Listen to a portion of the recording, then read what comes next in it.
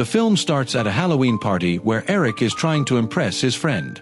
Then a young guy arrives at the party in a fancy car, instantly grabbing everyone's attention.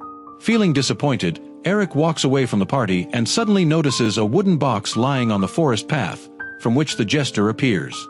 The Jester tries to remove the mask from his face, but it's stuck tightly as if it's part of his skin. When he tries to peel it off, his face gets bruised and injured. He then follows Eric back to the party and begins performing a trick on him.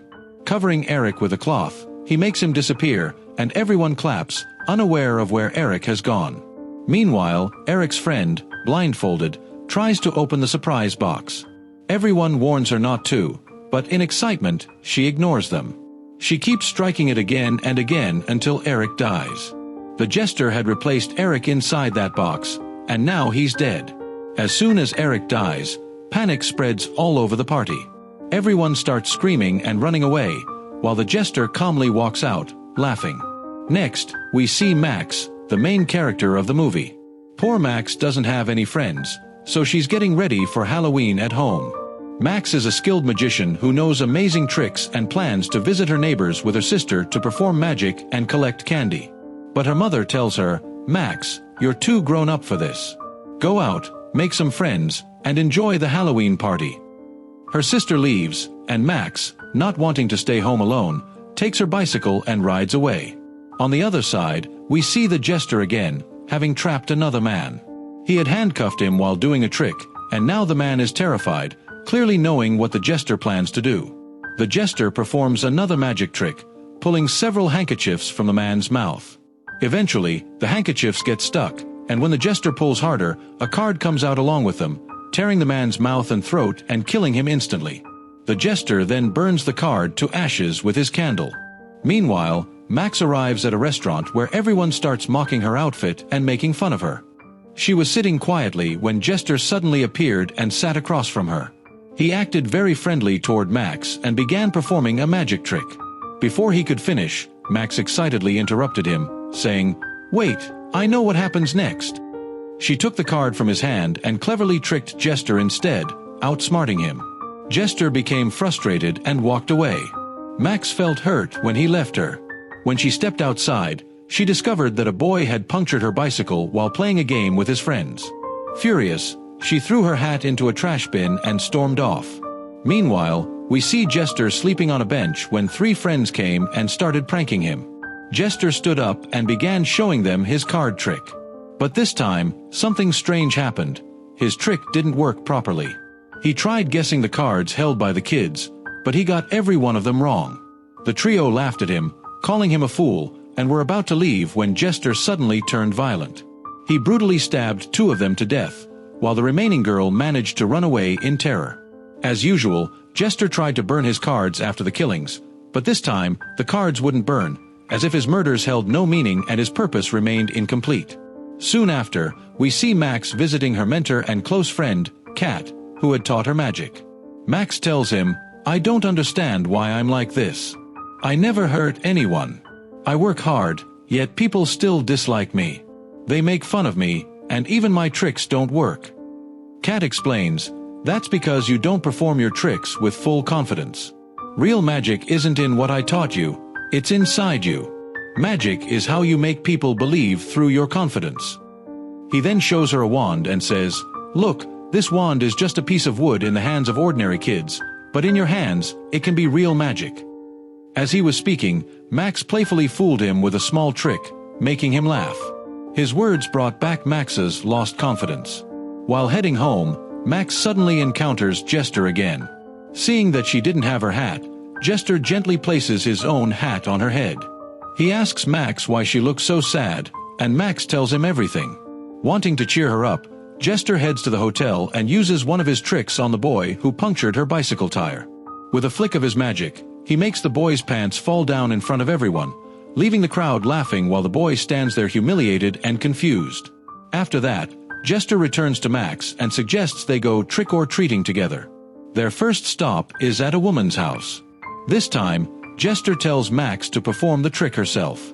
Max does as told, and to her surprise, the trick actually works. She successfully fools the woman, who laughs joyfully and walks away, not realizing what's about to happen. Jester then takes out his magic wand and waves it near the woman's face. Suddenly, her skin begins to stretch and seal over her mouth and nose, leaving her unable to breathe. She gasps for air and collapses, suffocating in agony as Max watches in horror.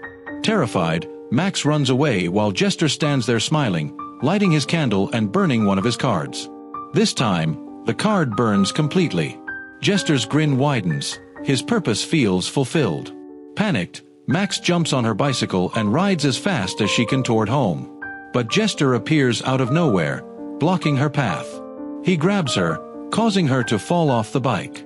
Max gets up and runs to a man nearby, begging for help. But Jester grabs the man's daughter and drops her to the ground, making him turn back in shock. In that moment, Jester advances toward Max again.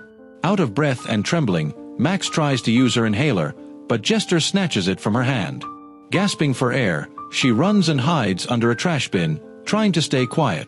Jester searches everywhere, his movements quick and erratic.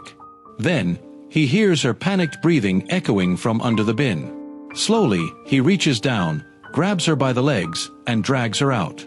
Jester pulls Max back to where everything began, Eric's party. Max sees Eric's lifeless body hanging there, and fear grips her completely. She wants to run, but her legs won't move. Desperate, she demands to know what's going on, but Jester remains silent.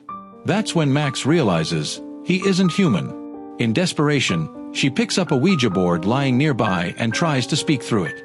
The plan works. Through the board, Jester's voice emerges. "I don't want to kill you, Max. I need you."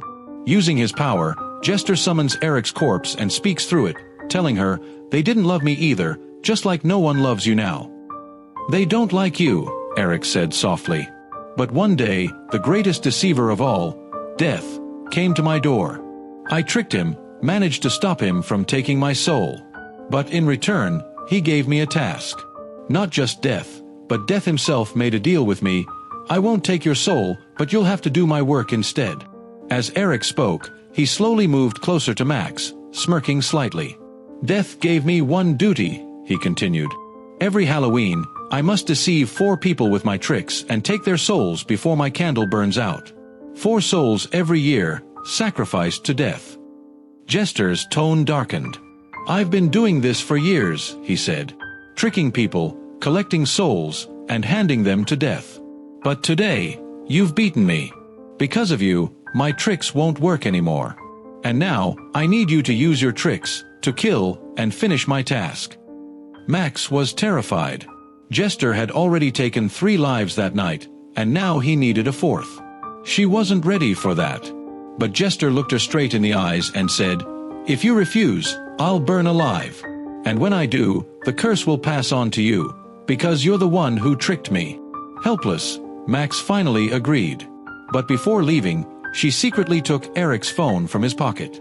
She needed a way to escape or call for help. Now it was time for Max to choose her next target.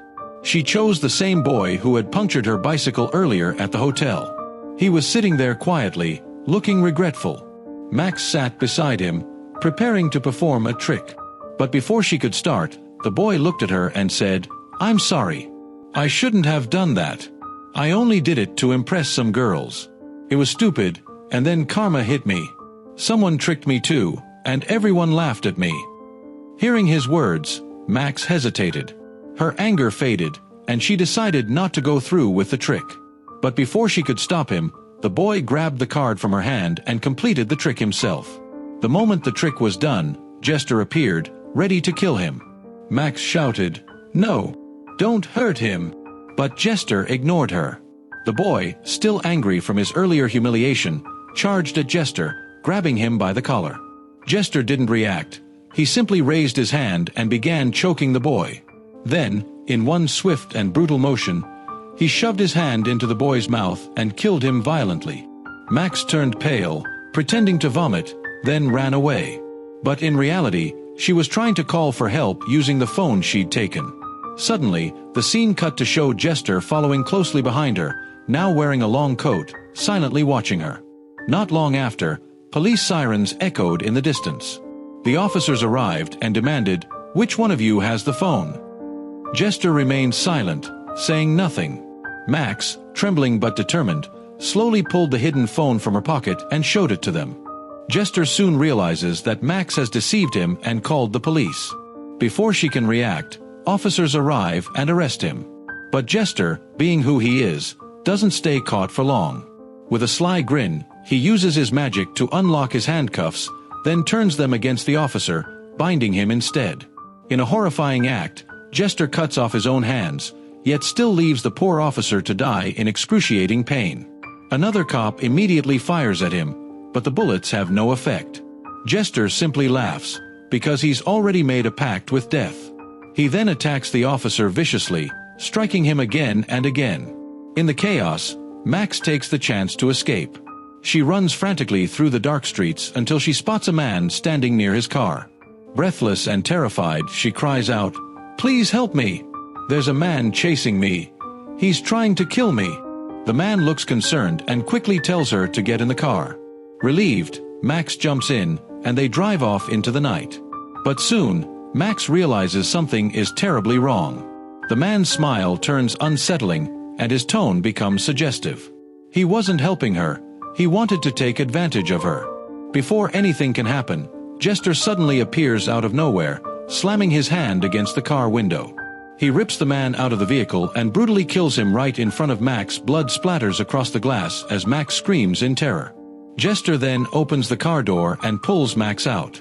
She falls to the ground, gasping for air, her asthma worsening. Jester looks at her and notices that her inhaler is broken. For a moment, something strange flickers in his eyes. Concern. He picks her up gently and rushes her to a nearby fire station. Inside, the firefighters immediately help Max, administering first aid and giving her oxygen. Slowly, she begins to breathe again, her body trembling from exhaustion. But before she can fully recover, Jester quietly sneaks up behind the rescue team. Within seconds, he kills them all without hesitation. Horrified, Max hides under a nearby truck, trembling in silence. But Jester finds her easily. He kneels down, holding up his candle, its flame flickering faintly, and stares at her. It's as if he's silently reminding her, their deadly mission isn't over yet. Max refuses to continue the deadly mission and cleverly tricks Jester before running away. She rushes back home, her heart pounding. When she enters, her mother is waiting, furious that she's so late. But Max doesn't respond, she just stands there, staring at her mother silently. Then, with tears in her eyes, she hugs her tightly, as if holding her for the last time. Afterward, she slowly walks upstairs and looks at her little sister with love and relief. But her relief turns into horror. Jester is standing in her sister's room. Panicked, Max screams for her mother, but it's too late. Jester has already killed her. He drags her mother's lifeless body into the room and positions it in a twisted, puppet-like way, using it to speak to Max. Through her mother's voice, he warns Max that if she refuses to finish his task, her sister will die next. With no other choice and her sister's life on the line, Max agrees. Jester tells her there's only one victim left to complete the deal.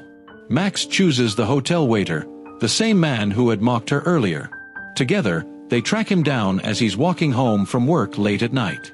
They stop him and begin performing a magic trick. But this time, Max has something different planned. While pretending to play along, she's actually setting up her own trick, one meant for Jester himself. At the end of the trick, Max pulls a card from Jester's pocket and smirks, saying coldly, "Look, the last soul this year will be yours." Enraged, Jester screams and lashes out. In his fury, he grabs the waiter and brutally rips the skin off his face. But as he does, the flame on his candle starts to burn wildly. His time is up. His body begins to ignite, burning from within. Desperate and in pain, Jester lunges at Max and stabs her in the leg. Max screams but refuses to give up. Bleeding and weak, she pulls the knife from her leg and crawls toward the dying waiter, cutting the remaining skin so he can breathe again. But just as she tries to help him, Jester grabs her by the throat one last time. His burnt face inches close to hers as he tries to choke her to death. With her last ounce of strength, Max grabs his own magic stick and drives it straight into his eye. The power of the wand consumes him, flames erupt, and Jester is completely burned to ash. When it's all over, Max lies on the ground, trembling. The room is silent, except for one thing, Jester's hat, lying untouched among the ashes. Later, the police arrive, sealing off the entire scene. As the news spreads, Max's old mentor and friend, Billy Eli, comes to see her. She hugs him tightly and whispers in a trembling voice, "I did the trick. I did the trick." Then, with a haunted expression, she adds softly, "Now, for tricks, for souls, every year." That's when it becomes clear, Jester's curse has passed on to her. Max is now the new vessel of death steel.